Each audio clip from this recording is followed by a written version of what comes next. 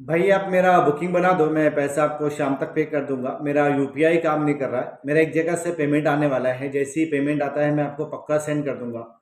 Friends, अगर आपको ऐसे कस्टमर मिलते हैं तो ऐसे कस्टमर का आपने कौन से फेयर में बुकिंग बनाना है और एज पर डीजीएस रूल्स आप अपने बुकिंग को किस तरह से फुली कैंसिल करके आप अपना फुल अमाउंट रिकवर कर सकते हो, उन सारी चीज़ों के बारे में फ्रेंड्स आज की वीडियो में हम लोग डिटेल में बात करेंगे। उससे पहले फ्रेंड्स, अगर अभी तक आपने हमारे यूट्यूब चैनल को सब्सक्राइब नहीं किया तो मेरी रिक्वेस्ट है कि आप हमारे चैनल को सब्सक्राइब कर लें, ताकि ट्रैवलिंग से रिलेटेड कोई भी अच्छी नॉलेज इजीली हम लोग आप तक पहुंचाते रहे। फ्रेंड्स, मैं आपको ले चलता हूँ मेरे स्क्रीन के ऊपर। जैसे मैंने वेबसाइट ओपन किया हो zamzamtrip.in का, यहाँ पर मैं एजेंट लॉगिन में जाता हूँ। एजेंट लॉगिन में जाने के बाद मेरे पास इस तरह का इंटरफेस आता है।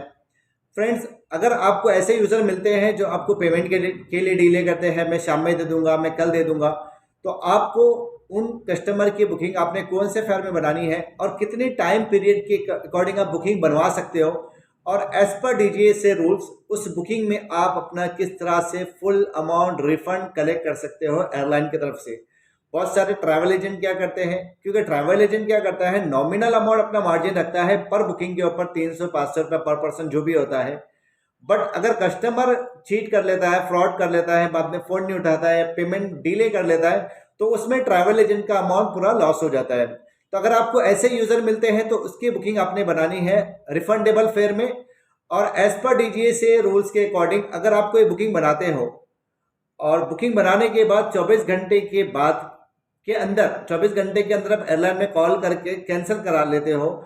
और आपका ट्रैवल पीरियड आफ्टर 9 डेज के बाद का होता है, तो उस केसेस में आप फुल अमाउंट रिफंड कलेक्ट कर सकते हो। ये सिर्फ डोमेस्टिक के लिए ही अप्लीकेबल है। जैसे फॉर एग्जांपल,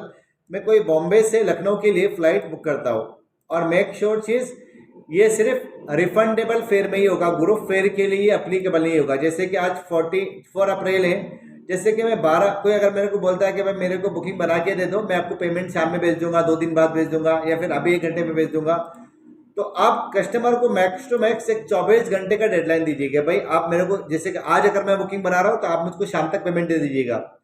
अगर वो शाम तक नहीं देता है या फिर 24 घंटे के अंदर आपको लगता है भाई बंदा रिस्पॉन्ड कर रहा है, नहीं कर रहा है, तो वो केसेस में अगर आपको लगता है पैसा आएगा नहीं आएगा, आप फुल डायरेक्टली एयरलाइन में कॉल करिएगा, कस्टमर बन के बात करिएगा और अपना full amount of refund collect कर लीजिएगा। इसके ऊपर इसमें कस्टमर के ऊपर कुछ डिपेंडेंसी मत रखिएगा, सर आप दे दीजिए, सर प्लीज, वो वाला मत करिएगा। जैसे कि फॉर एग्जांपल, या फिर आपका कोई ये डीजी से रूल्स के अंदर आप नहीं आ रहे हो और आप कोई नॉमिनल डेट है, जैसे कोई बंदा बोला 2 दिन के बाद करिएगा, 3 दिन के बाद कर दीजिएगा, तो ऐसे यूजर का बुकिंग अगर बनाओगे तो कॉर्पोरेट फेयर में बनाइएगा, जिसमें अगर कस्टमर पैसा देने के लिए डिले भी करता है फिर डिनाई भी करता है, तो वो केस में आपका नॉमिनल ही कैंसलेशन फीस लगेगा। आपका जहाँ पे डोमेस्टिक में कैंसलेशन फीस जो होता है 3500 से लेके 4000 के बीच में होता है, तो अगर आप एसएमई या कॉर्पोरेट फेयर में अगर आप बुकिंग बनाते हो तो वो केसेस में आपका जो कैंसलेशन फीस होता है वो 499 या 14999 के आसपास होता है, तो यही चार्जेस आपका अप्लीकेबल होगा। जैसे कि मैं यहाँ पे बॉम्बे लखनऊ की मैंने एक फ्लाइट देखा है 13 अप्रैल की, यहाँ पे जैसे मैं मोर फेयर के ऊपर क्लिक करूंगा तो यहाँ पर मेरे को कैंसलेशन फी स्टार्टिंग बता देगा। जैसे कि अगर सेवर फेयर में बुकिंग बनाता हूँ तो 3000, सेवर के 2 फेयर है,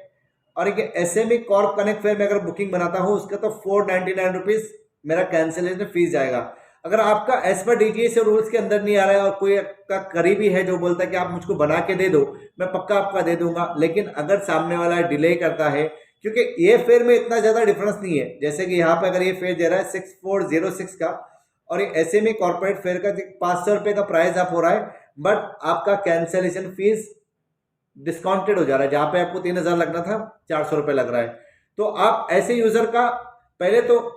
क्रेडिट वाली चीज को अवॉइड ही करिएगा, पैसा देगा तो काम होगा, क्योंकि बंदा किधर भी बुकिंग बनाएगा तो पैसा देना ही है। अगर पैसा नहीं देता है, पैसा देने में डिले करता है, या फिर किसी का जेन्युइनली कुछ प्रॉब्लम है, तो ऐसे यूजर का आप इस फेयर में या फिर एज पर डीजीए से रूल्स के अकॉर्डिंग आप बुकिंग बना के आप अपना अमाउंट कलेक्ट कर लो, ताकि आपका इसमें लॉस भी ना हो, और अगर लॉस होता भी है तो आप उसको एक नॉमिनल अमाउंट में आप उसको रिकवर कर लो। Thank you friends, have a nice day, अल्लाह हाफिज।